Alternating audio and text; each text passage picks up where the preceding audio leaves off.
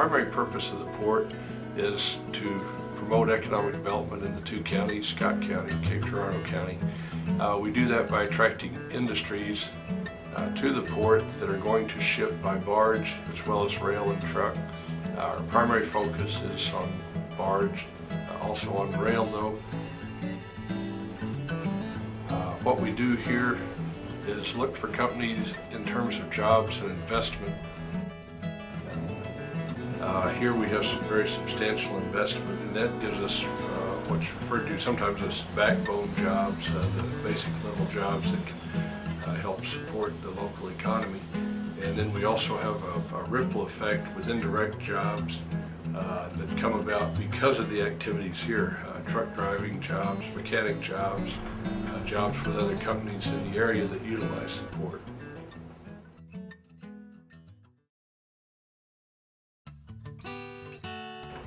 But where we have our great strength is the different types of transportation we can offer. We certainly have access to barge, which is a tremendous advantage here. We have an 1,800-foot slackwater harbor, several dock facilities, including our large public terminal there, operated by Girardeau Stevedores.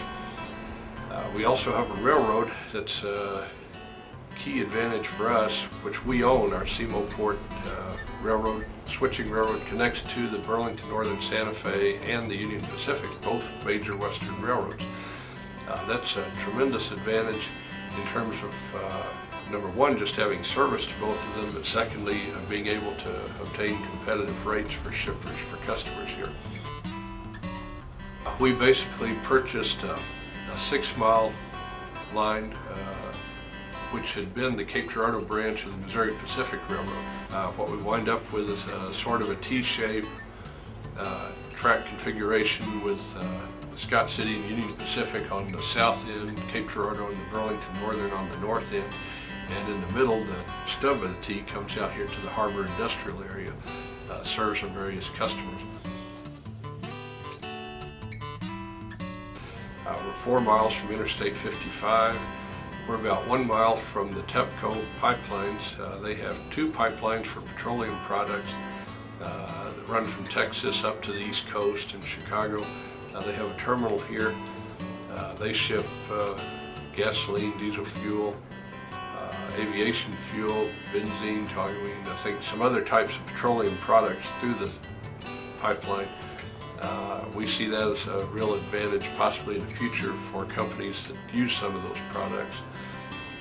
In terms of transportation, we are about 5 miles from the regional airport at Cape Girardeau. It can accommodate up to fairly large airliner type jets.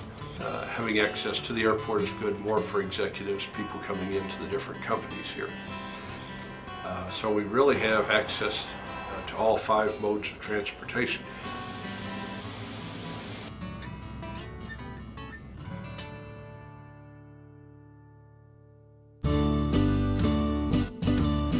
Our port is new. Most of the construction began in the mid-1980s. Our streets and railroads are a foot above 500-year flood. The 93 and 95 floods, which were, I guess, the highest in the history of the Mississippi River, barely got to what here would be 100-year flood, and they're basically everything we have in terms of infrastructure is 3 foot above that level. Basically, the short answer is I think our standards are high enough that we have a good record here in terms of flood protection.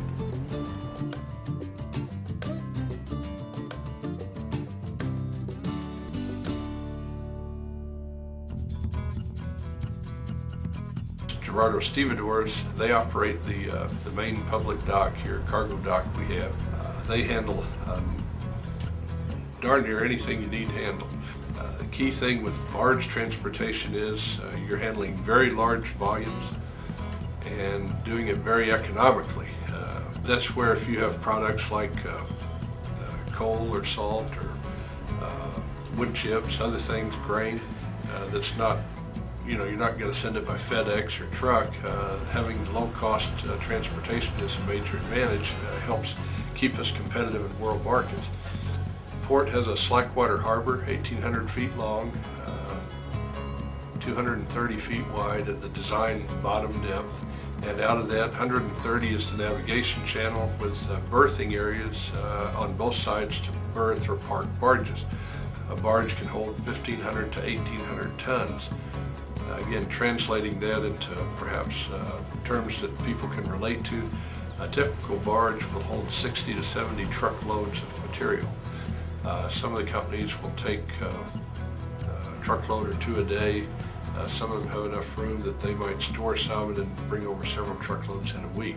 The barges themselves, there are a number of different towing companies that serve the area, and therefore you get the benefits of competitive barge service in terms of pricing, and depends on where the barge company is going and so forth, and who can give you the best deal.